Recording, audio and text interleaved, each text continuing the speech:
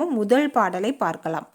ஆடும் பரிவேல் அணிச்சேவல் என பாடும் பனியே பனியாருள்வாய், தேடும் கயமா முகனை செருவில் சாடும் தனி யானை சகோதரனே. முருகப்பெருமானுக்கு உரிய அற்புதமான கந்தர் அனுபூதிங்க.